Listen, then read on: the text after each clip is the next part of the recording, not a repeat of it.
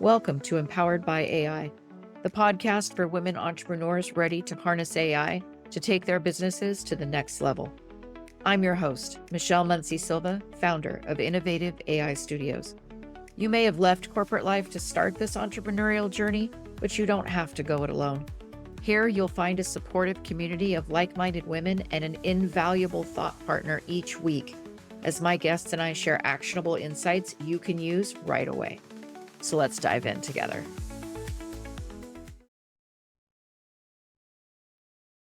I think that you brought up a really good point in that AI and education don't get talked about as much because we're all about AI in business, and we've been talking about that at length. And I think that you are going to be the perfect person to talk to about AI in education. So, can you share a little bit about your journey as an educator? And you're a teacher leader right now and mentor teacher at Dream Academy. Can you tell us about that? Yes, so I've always had a passion for education. I started off working in youth development, through camps and stuff, and I was able to learn a lot about school systems. And I was like, I don't know if I'm going to be a teacher. And I think a lot of people that are teachers are like, never thought that they would become one, but always loved children. And it was funny because one day I was like, I actually think I need to start teaching because I was working in so many different schools around New York City, I ran a large charter network's recess program and after school programs through this nonprofit called Kids in the Game. So I just really got connected to education in that way. So fast forward now, after teaching pre-K and kindergarten in different places, first grade, I'm now teaching at Dream, and it really has opened me up to AI more in education. And they're actually the reason why I'm getting involved into these conversations because I'm actually in what we call an AI champion at Dream. So I'm actually like pioneering AI education at my campus right now. And it's new for everybody. So it's like a new, fresh conversation. We're doing a lot of success sharing. So at first, I don't know if I like this. My students are going to be using stuff. Are they really learning? We obviously learned in textbooks. And I feel like grew up in New Rochelle, New York, which is in Westchester County. And I feel like I was very privileged to have a great education, a diverse education. So I'm just thinking about how AI could strip that away.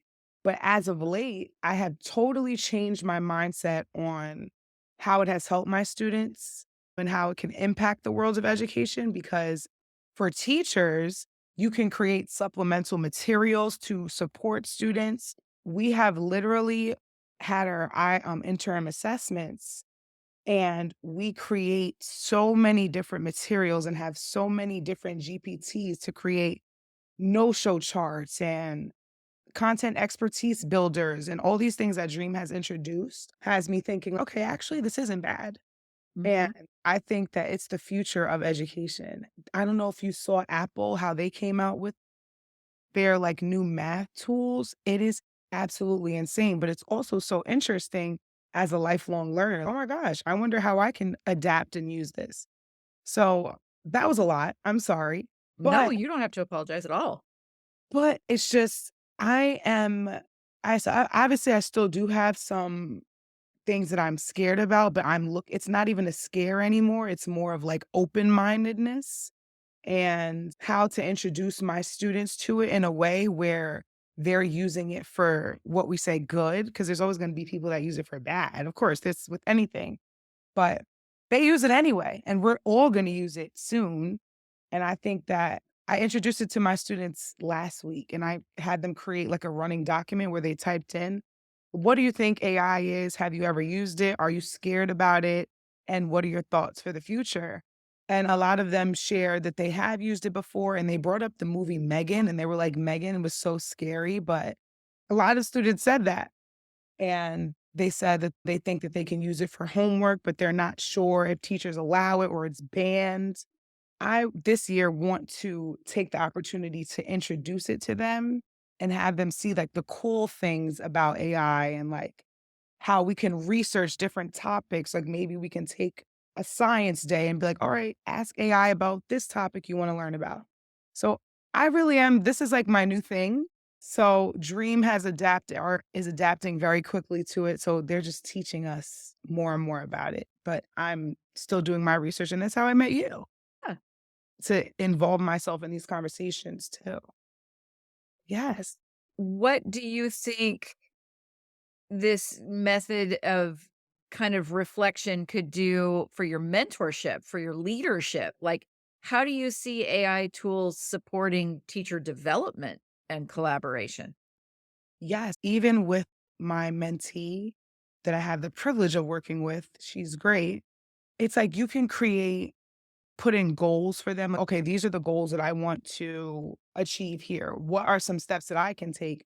Or even, I really like how in a lot of these conferences, they're talking about the role playing situations, because I Mhm. definitely think as a new leader who hasn't been like a principal or assistant principal and stuff, sometimes having those conversations can be hard. So, another, I can't remember her name, but she was just saying how you can use that to practice situations. Okay, what if she responds this way? Or what can I do to better support this? This is happening. Because sometimes you have to navigate these challenges yourself. And as a leader, you have to come up with solutions. So I think that AI can help support that thinking. Also, it introducing my mentee to how we can create these materials is helpful too, because it also develops her as a better teacher, because it's made me a better teacher. Because there's sometimes where I just type in, how can I better explain 1/3 divided by 2 to students that are not understanding? And it'll give me a whole list of things. So it even changes how I'm teaching something, or, okay, I don't like that response. How can I create a direct model to explain that? Or how can I draw that out? And it won't draw it out, but it's helpful. So I think that one, it can develop like role playing situations where as leaders, you're new trying to navigate things. And two, introducing to be a mentor, showing them the ropes of AI. Because I really like how in the conference they said, never assume that somebody knows more than you about AI. Everybody's new to it. It's not like there's experts, or there are people that are getting a step forward, but those people are literally pioneering this. Michelle, you are an AI pioneer. That You you and are. I together, you and I together. You are literally creating the space for people to come together and talk about this stuff. And down the line, it's going to be like, I was able to speak to so many people using this platform in different ways. And you're a teacher. I love this.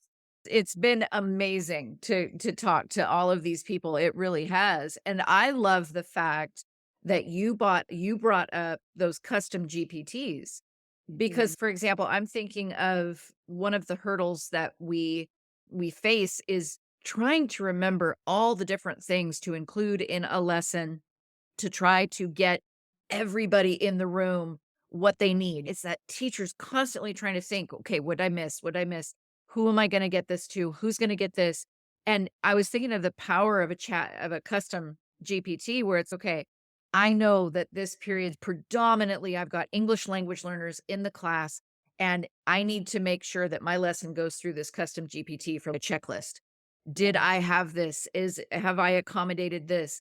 It would just be an amazing resource to help take that weight off, Yes, I it think. is a weight, and I do agree with that weight, because as a teacher, you're always thinking about what you can do better. Sometimes stuff that you come up with, and not to say that we need, but Google's a thing if we look at it like that. But it is a weight, because it's like, how can I better support? But it comes up with so many different things. And even if you Yes. give it a background, or you showed an example of stuff, or even if you run a PDF through it, it's able to give you examples of things that you can do. So I am on board with AI in education. I also think that it's helpful for scoring. You can score things so much quicker now. Yeah. However, the biggest part is not taking away that human touch of things, though, because just like anything, we still need somebody to review. So some people are like, "Oh, it's going to replace everything." And it's not going to replace, but we do still need to be behind it, because sometimes it's not accurate because it's a robot. So that's the biggest thing that we're learning too. Even with IEP reports with special education, you could try to do an IEP report, but is it really going to give that teacher touch of how you understand your student? the argument is that you can train it that way to do it. It just depends on how you're training your bot. So there's so many different things I could talk about this all the time. But No, I get you. I get you, and I you're touching on one of the things I wanted to talk about because I'm wondering what your take is on this. What you think the biggest challenge is educators face today and, how you think AI might help that, and I know we touched on that weight that teachers carry to get all of our kids, all of their needs, all of them need feedback on the latest you know what I mean? There's a huge weight there, but do you think that's one of the biggest challenges, or do you think there's something else? I think that's one of the biggest challenges, but the biggest challenge I think is the students that are using it and their education on how to use it. Mhm. I think that for teachers, that's always a huge challenge, but now students are using it. So for example, like you're teaching high school, and how do we know that they're retaining some of the things? Mhm. But if we give students the proper the proper education on AI and how to use it, and also if we don't have a mindset, an overall mindset, because it's not really adapted by everyone yet. I don't think that Mhm. even some colleges have came out and said certain stuff. So that's a whole other thing. But Yeah. it just the only concern for me is really how are students going to be using this platform going forward? And how does that impact ability to conceptually understand material? Because you can always plug stuff in, but are you understanding, like for math, do you understand why you're doing that? But then another scary thing is that you can ask it, I want to conceptually understand this. Give me a model. So Mhm. I think it's the big thing is it's the education on how to use it and still learn. I guess it's going to change Yes. the way we're learning. Students are learning. Yeah, me too. Yes. Yeah. I think any change at this magnitude is frightening. I totally get that, and I think I personally appreciate the focus of the conversation that you're having because so many times when people talk about AI in education, they're talking about this large system of how do we introduce it to educators. And I am what I would say is a little bit more like you, where I'm like, how do I get my kids to understand?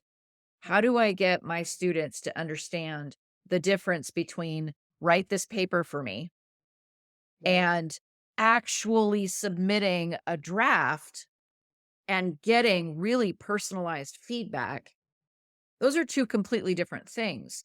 And I Yeah. think right now in the student's mind, it's I've been conditioned already to believe that this is cheating. So Yeah. any way I use AI, I'm breaking the rules. So if I'm gonna rebel up, I might as well rebel up all the way. And they're just Yeah. throwing in the prompts and saying, "Write this for me." Whereas Mm. I really want them to slow down and be like, "Okay, hang on a second, because don't label this as all bad. Yeah, Yeah. if it writes your essay for you, then that's bad. You're cheating. Yeah. But if you submit your draft and you submit the rubric and you say, 'Where am I at right now? What do I need to do to move forward?' and you get that feedback, can you not see how they're gonna get that feedback 5,000,000 times faster than I would be able to give it to them?" Yes. Yeah. That really is true because then you're getting the feedback. So what did I do wrong here? And I was thinking about that on the way home driving today. And I was Mhm. like, I literally was thinking about that exact thing that you said. Like it could actually give you feed and you're learning in real time. And then I was like, but then my job.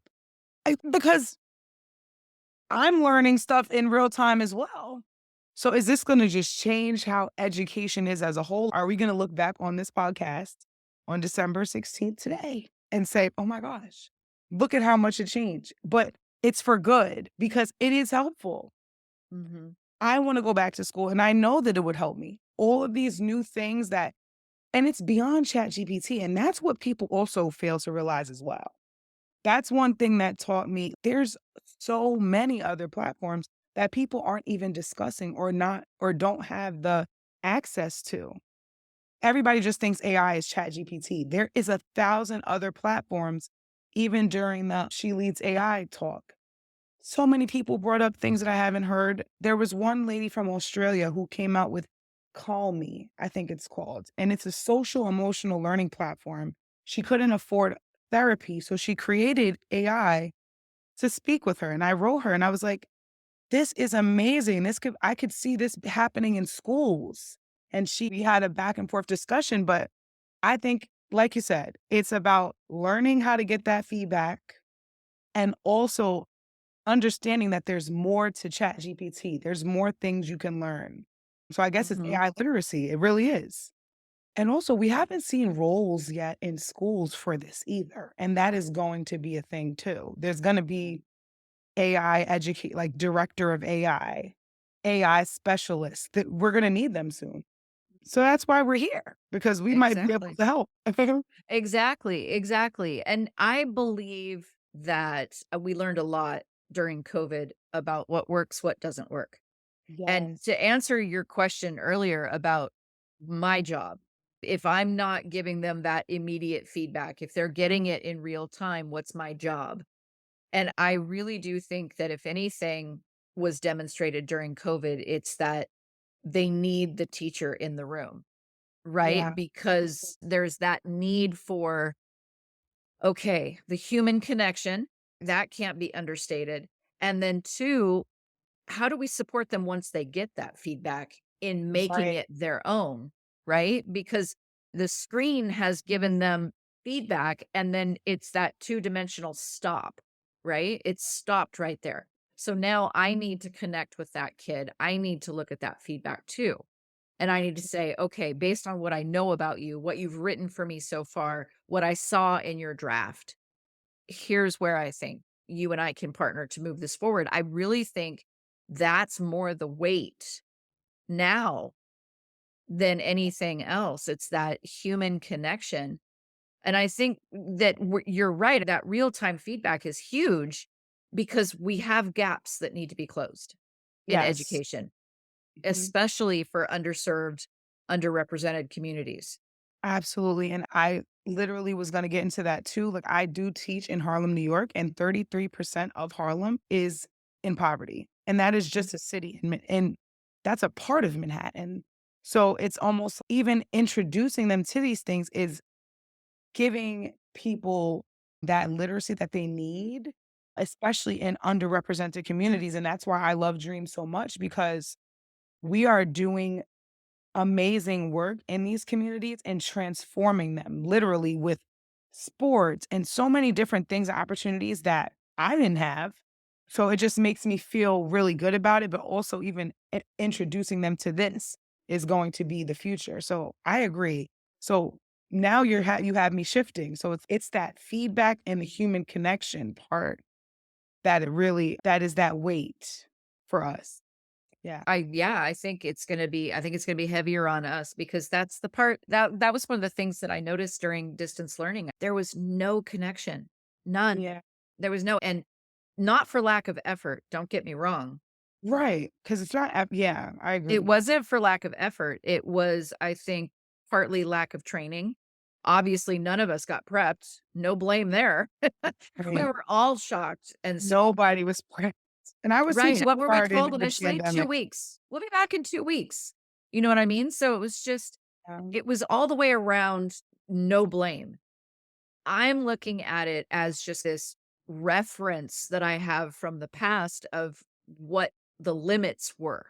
If we just put a child in front of the screen, right? There's limits there. And I yeah, think we realized more than ever that the teacher needs to be present to help facilitate what they get what they from get. that Yeah. on the screen, right?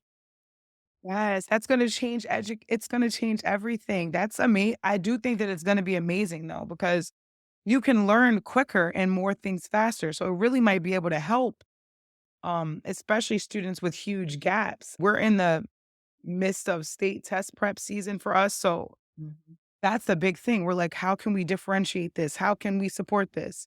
So introducing it to students and letting them receive that feedback. So now I have an idea for a workshop in my own class. Tell me, what are you thinking? I'm thinking to intro or have them put in a piece of writing, like you're saying, like a piece of writing, and then them putting in a rubric and what they learn from it. So Mm, they do that. And then after using that feedback, they're able to do another assignment based on what they learned to see if they learned what they got from AI. I actually think that would be pretty good for them. Because, That's okay, so interesting. when we did that workshop before, what did the feedback tell you based on the rubric where you wrote this response? And Mhm. hopefully we can learn that way. I like that. Now, do you think that it would benefit to have the students score each other's work first, or do you think they might need to see the feedback and that model and then score after? You know what I mean? Would they need the Yeah. model of that feedback first? Mm. Because I've always struggled with my kids giving quality feedback. To one another. My students, yeah, to do that peer feedback, I've always struggled with that, where it's, I really do want you guys to look at this critically. I want you to give each other feedback. And sometimes some of my kids walk away from that feeling like they didn't really get the same feedback quality. And Miss That Silva, can you just do this instead? And I'm like, no, no, right. I So want they're you not guys to getting the really think quality. about it. I think that for like for 5th grade, maybe it can be chunked a little more. So maybe they start off by writing a claim or restating right now they're working on literally answering a question and restating and answering and citing 2 pieces of evidence. So maybe it can be like, in this response, do you see that your friend responded with 2 pieces of evidence and elaboration? Or did they Mhm, have 1 piece of evidence? So I think that just chunking it and making starting off small and then getting bigger because yeah, mhm. I agree with you because are they gonna be able to even give quality feedback? But I think that they would be able to give good feedback if it was, like, smaller tasks. Does that make sense? That's a really good point. Yeah, yeah, chunk it. And then they know what they're looking for when they get that. They know that they're giving the best that they've got to an AI tool to get that feedback. That there you go. Okay. S See, now so you're making me I'm like, right. "See." What are you trying to do? Right. It's like, I'm excited about it. I think that it can and it's also fun too. And it Mhm. can you can and I know that in Shalee's AI, there was somebody that said you can go down like an AI rabbit hole if you keep typing and typing. Yep. It's fun sometimes. Yeah. Uh, Yeah, Alice in Wonderland for sure. yes, it really is. Yes. So many things you can create. I think I don't know. I am excited about it. I wanna learn more about these educational opportunities they have for them for AI. I said for them, wow. Yeah. No, I get you. And what advice would you give educators that are still hesitant? Because God knows I've got some people on my staff that are just passionately opposed to a point where I'm like, wow, do you feel that passionate about other things? Voting? Right. No, exact Passionately opposed Ash oh, I'm AI. not using that. This is I agree. I think the biggest advice to give someone is I know this sounds easy, but try it. Hmm. But genuinely, try it for start small. So if you're gonna say, okay, let me try it to create lesson plans that are better for my small group of students. I think just testing it out and seeing what you get, or starting as small as I'm trying to explain this concept. How can I make this better? I use this approach. What am I going to do? Because it also depends on how you're speaking to the bot as well. So I think starting small, because if you start overthinking it and thinking that people are just going to create all these things, I think about the smallest thing that you can use, or think about how you can do something to make your life easier first. Or if somebody emails you, ask for an email reply. Like starting small, that's how I started. Okay, I somebody responded this to me. How can I reply back? That's how you get interested at first. But with educators, I think to start with asking how it can help develop your practice because it has helped develop mine and I have seen results with my students. The results are there. The growth is there. So I know that as I've continued to use I am starting to see more results for my students because I'm bettering my teaching and creating materials that are supporting them based on 1,000 different things. So, yes, I Yeah. think those are the biggest things. Yeah. And guys, it's going so fast. That Technology is it's exponential growth it now. is. So I think a lot of people might feel like drinking from a fire hose. You know what I mean? So I love the fact that you suggest just small chunk, just a small chunk. Let it help you do one thing, one tiny little thing, low stakes. I totally get that. But how, with understanding that, we've got different school districts all over the place at all different places. My school district does not sound as open-minded as yours, for example. We're still in the banning phase. So Yeah. anything I want to do with kids, they're doing it on their phone. They can't do it on their school provided Oh, device. It's all okay, banned. Perplexity is banned, Chat GPT, Claude, all of it. okay. So I have them use an app on their phone to move forward, right? So how do we ensure that the adoption of AI in education remains equitable? Because I'm serving some of the most underprivileged students in our county. We're a very rural, very agricultural, very English learner dominant population. They need the hand up in knowing this tool, right? Because it will fly right past them when they're trying to get into the job market if they haven't had any experience with it. And I'm just, how do we ensure that this adoption is equitable? I think that it starts with people like you. I'm actually serious. It's about getting the word out. Now, at this point, they're gonna realize sooner or later that this is where we're gonna need to go. So, I think that by continuing to have these conversations and it can start again, starting small. I'm in an AI boot camp right now. That's how I heard about She Leads AI. But look how it connected me to so many different people. And now we're having a conversation and we teach in two different places and can discuss. So I think starting small, but also having a voice. Like, even if we're presenting it to these school districts, hey, can we start with doing an AI literacy class or something like that? But again, like you said, there's some schools, there's some major colleges that haven't even adapted to this yet. I haven't even heard of some schools coming out to even support it yet. That is a big thing. And it is amazing that you are still creating that space for your students to use it, whether it's on their phone or not, because we can do little things on our own, whether we have the access. Teachers are always, that's who we are.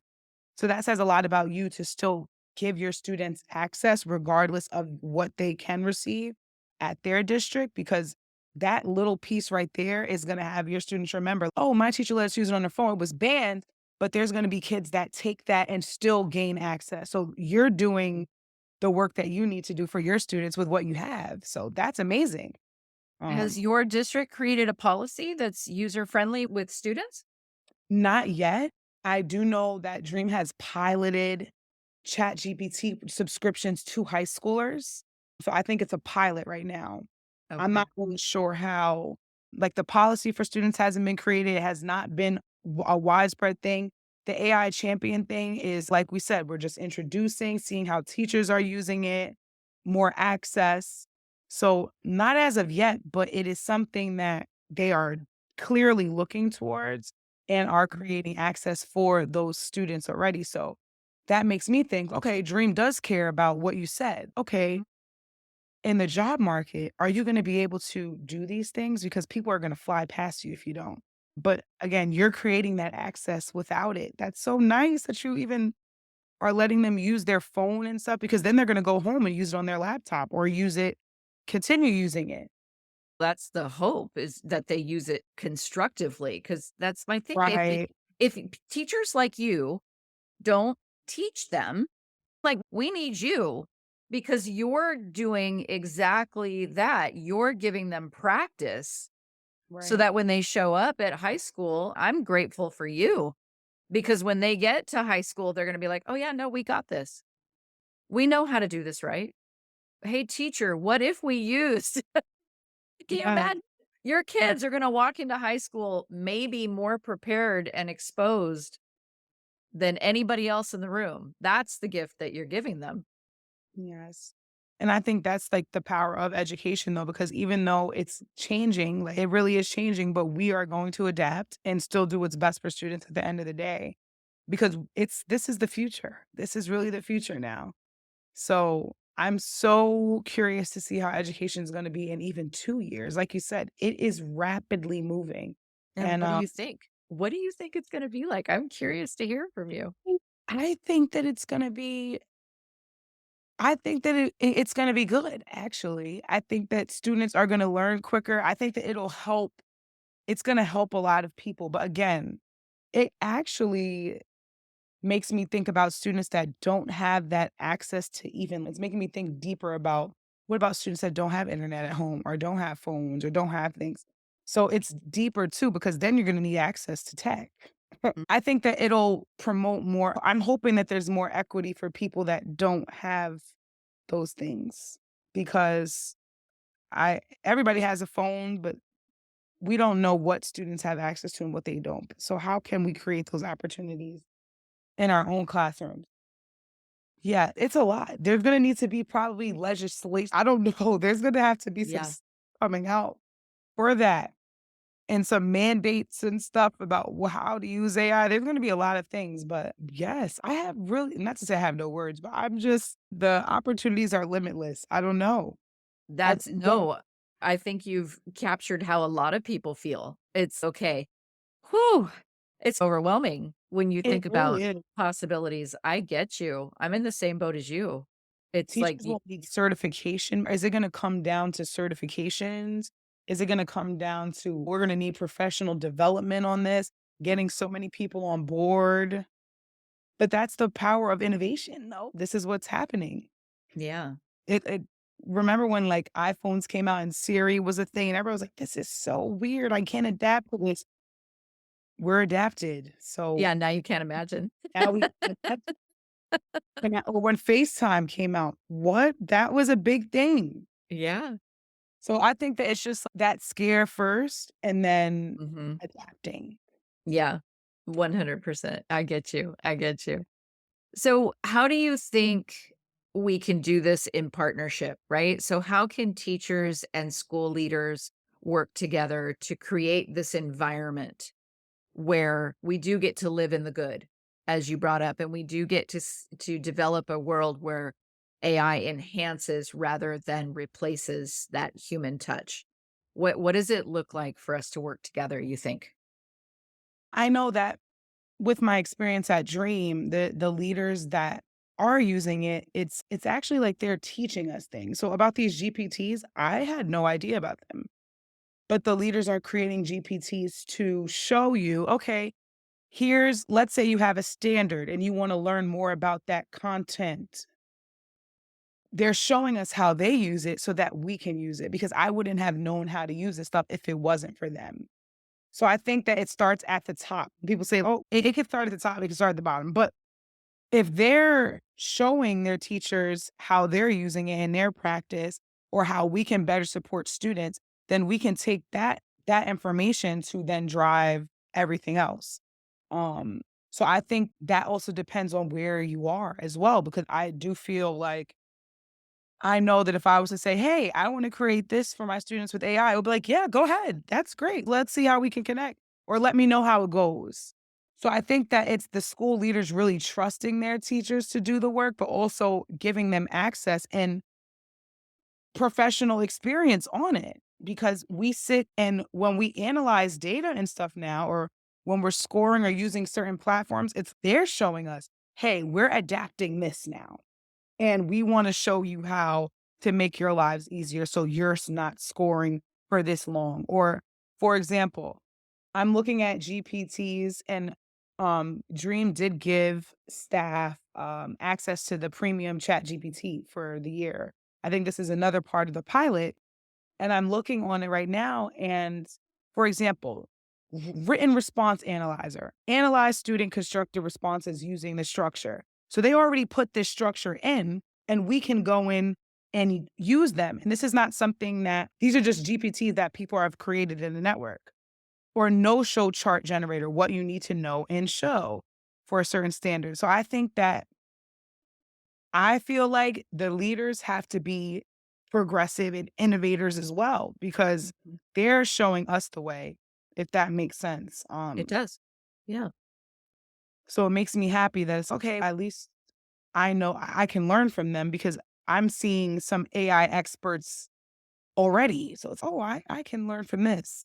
Um, and there's also like a task force, AI task force So it's still people learning. So everybody's just learning together. So building community through that. That's how we're continuing to do the work. So I've learned so much in just a short amount of time. I love that. I absolutely love that, especially the fact that they're modeling that for you and then allowing you the space and time to work your magic with it. Because, like you've been talking about through our talk, it's like, oh, I could use it for this, or oh, I could use it for that. I absolutely love that that's a part of your teaching reality. Yes. And I think that it's going to continue to grow, right? So they're going to continue to show different things, but it's just having the conversation. And I wouldn't have thought about this stuff or how to create certain things if it wasn't for the director of our curriculum there, because he would always use it and create access for everybody to use it too. And at first I was like, "Oh, I'm not using that scoring system. I'll just manually score." But now this year I'm like, okay, let me use this system and see how it helps, because why not? So Mhm. it's just being open minded to it. I think that's the biggest part. Yeah, no, that's fantastic. Absolutely fantastic. And I think too, it's you start to think, God, what's next? Do you have a what's next? What you could do next? Does this spark some interest in you for creating It something yourself? definitely does. It definitely does spark my interest. I do think that while we know that men are moving quicker in this field right now with AI, and I think that it was so amazing to see so many women come together at the She Leads AI conference. That was amazing. So after going to that, I also was like, okay, how can we make these spaces more diverse? Mm, And I haven't seen groups yet, or maybe I just don't have access yet and I need to do more research, more like diverse groups speaking about these conversations. And how can I create that space? So for me, I'm like, how can I make a change in how AI is used in education, but also how can I create a space for people that may not have the access to it, but also other diverse perspectives? Because I will say, I think that even going to that conference, I was like, "Oh, this is amazing, beautiful people," but a majority of the people were white women, and I mm, feel like just looking, it's that's not a problem, but it's like, we need to get more and more people to be a part of these conversations. So it just makes me think about how I can use my voice that way and how I can connect with more people and create access for others. So I'm thinking, how can I start that at my community level, even helping people in my local community or children or something, or a free AI course, or bring a laptop, something that is just creating access for people in the community, but also for my students. So that's what I think would be next, creating that access. But it starts with conversations like these. It really does. And you're inspiring to me too, because you're hearing from everybody, and that's what it takes. Imagine how much knowledge you have gained from so many people in such a short amount of time. And you have a leg up because you're learning so many different things. I want to do similar work to learn from others as well. I think you are such a leader. I really do. I want to see that free AI course in your community. I want to advertise that for you. I want to amplify that for you in any way I can because that is absolutely what we need to do. We Yeah. need to diversify the space. We do, and and it starts with, like you said, just planting that like seed so that we can continue to learn and grow through it. But just yeah, it starts with just creating that access for people.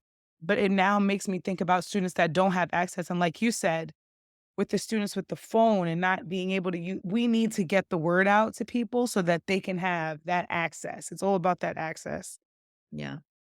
Yeah. No, I agree. I agree. And Thank you for the kind words. That was so sweet. Thank you so oh my goodness, I only speak what I see, and I see an amazing leader in you, and I think that we've been lucky to hear from you, so thank you for Thank sharing you your so time much with me. for having me, and I really wish you all the best with I'm gonna be tuned in and supporting you and getting the word out. Everybody needs to speak with Michelle because you are doing some amazing work, and I know that this is gonna be looked back on, and you're gonna have all these people that are gonna do so many amazing things, and you'll be like, "I was able to speak with them." So I hope that I'm able to shout you out when I'm doing some things. in the future, I definitely will be shouting you out and giving you all the kudos. Oh, thank you. And I guarantee you, just based on what we've said right here, you are going to be doing some amazing things because it's Oh, all at your fingertips. thank you so much. I really appreciate it. Thank you for tuning in to Empowered by AI. If today's episode sparked ideas, don't wait. Follow the link in the show notes to visit innovativeaistudio.com and download your free resource, created to help you put today's insights into practice. Be sure to subscribe so you don't miss out on future episodes packed with more tips, tools, and inspiring stories. Until next time, stay empowered and keep innovating.